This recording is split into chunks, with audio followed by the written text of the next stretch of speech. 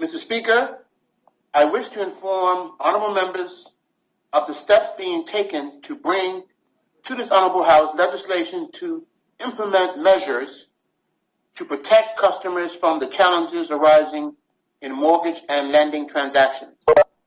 Mr. Speaker, because of the economic impact of the COVID-19 pandemic, many persons are unemployed or underemployed and struggling to make ends meet.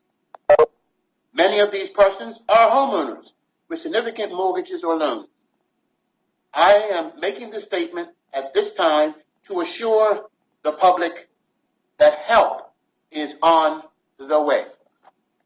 Mr. Speaker, you may be surprised to learn that our Consumer Protection Act 1999 explicitly excludes from the definition of goods, in quotes, financial transactions with lenders. There is also no regulated code of conduct that governs the conduct of lending agencies and lending officers. Hence, consumers and small businesses currently have little or no redress for unfair or inequitable conduct by lending agencies. Mr. Speaker, some of the practices that have come to our attention include the following. A lender forecloses on a property and sells the home. The customer's property was sold at a fair market value, and the net sales proceeds, when applied to the principal balance, left a shortfall of $100,000. The customer has been paying off the shortfall for approximately 6 years.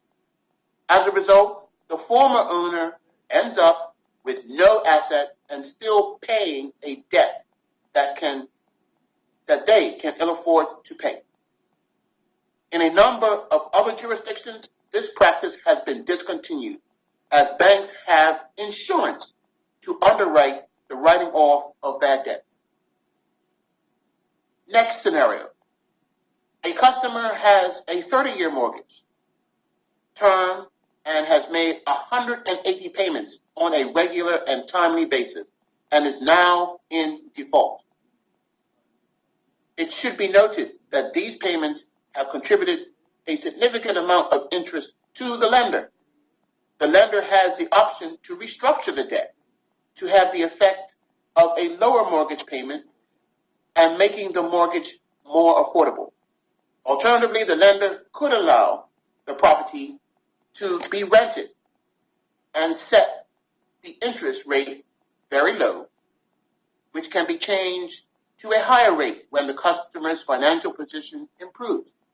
None of these remedies were considered, and the customer was threatened with foreclosure. Next scenario. A customer was finding it difficult to find a job. Her tenant had moved out of the property. She was extremely frustrated and fearful of the mortgage going into arrears. She insisted that the lender take the keys to the property. The lender instructed the customer to take the keys to their attorney. The lender's attorney rented the property, and there was no communication between the lender and the mortgagor, although the customer is still the owner. It should be emphasized that lenders are not in the business of owning real estate and therefore should not accept keys from a mortgagor whose account was not in arrears. Next scenario, Mr. Speaker.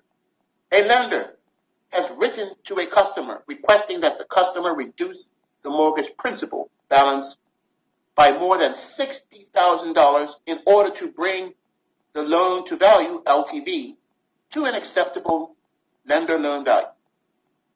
In other words, the value of the home is less than the outstanding loan amount. The collateral value has been reduced as a result of the economic downturn brought about by the 2008 recession.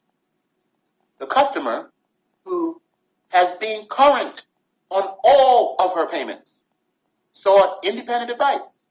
It was determined that based on the current payment, her LTV would be at an acceptable level within 6 months. Had she not sought the advice, she would have had to find $60,000 to pay the lender, which would have put her even deeper in debt. Instead, the mortgage has now been restructured. Last scenario, Mr. Speaker. There have been a number of complaints over the years of conflicts of interest. One example that was communicated to me was about an owner who was in arrears and trying to find a way to save his house from foreclosure. He submitted a long-term rental agreement where the rents would pay his monthly mortgage payment. The agreement was refused by the lender, and the property was foreclosed. It was discovered later that the property was purchased by a senior member of the lending institution. Mr. Speaker, you'll forgive me, because when these scenarios were presented to me, I really got very upset and angry when these scenarios were presented. So excuse my thrust and emotion in my voice. Okay, I'll continue, Mr. Speaker. Mr. Speaker, these are just a few of the many complaints we have received. These scenarios are made all worse because of the imbalance between the lending agencies and the individual customer. Agencies such as banks have a great deal of legal and financial clout as opposed to individuals and owners of small businesses.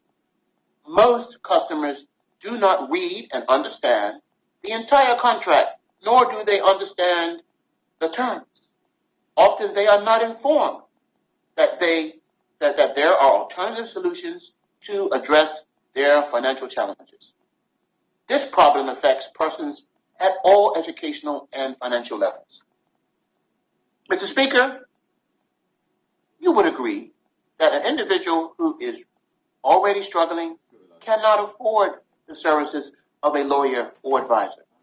Many lawyers are themselves conflicted as they are either customers of or have represented the lender. There are also too few lawyers that specialize in real estate and mortgage law. Mr. Speaker, as a government, we have committed to ensuring protections are in place to safeguard consumers from financial harm due to a disproportion of influence. We are currently working on policies and tabling legislation to achieve those ends. We expect that the proposed legislation will be tabled in the next session of the House. Some of the protections that we will be introducing are, but not limited to, the following. Amending the Consumer Protection Act 1999. 1, to give the minister responsible for consumer affairs the authority to create regulations relating to consumer protections for mortgages and loans. 2, establishing a tribunal to consider complaints by consumers and arbitrate disagreements. 3, introduce penalties for noncompliance with the regulations. 4, providing communication and education on lending. Introducing a code of conduct that will govern the conduct of all lending officers and agencies.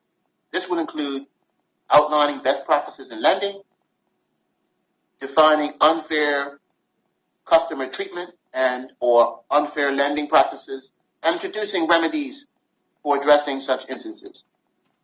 Defining rules governing foreclosures, including the disposition of property and any shortfall. Requiring lending agencies to introduce, quote, truth in lending practices. This means that the customer will have the right to detailed and clear disclosure of the following: the loan amount and payments, prepayment penalties, due dates and late charges, upfront fees, variable and fixed rates, payment default, and foreclosures. Mr. Speaker, we have all become acutely aware of the different ways in which vulnerability can manifest itself, especially in times of uncertainty. A home is often a Bermudian family's most valuable possession. Therefore, keeping families in their homes, preserving communities, and maintaining the family unit is a priority. Through these amendments, we will be putting Bermuda on par with many other jurisdictions. And most importantly, we are putting Bermudian families first.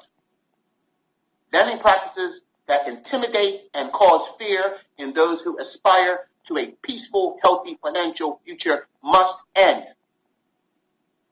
Mr. Speaker, this government is committed to leveling the playing field and providing oversight, accountability to ensure protections are in place to safeguard consumers from financial harm.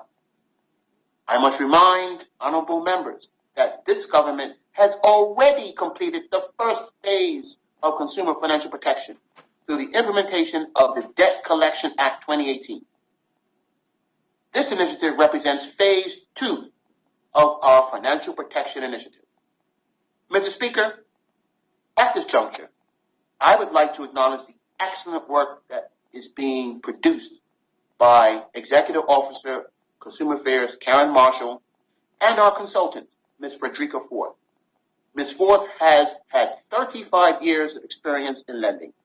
First, in the mortgage department of Bank of Bermuda, where she held a position of Vice President of Mortgage and Personal Lending Department, and subsequently with HSBC as Senior Service and Sales Manager, where she remained until early retirement in 2008.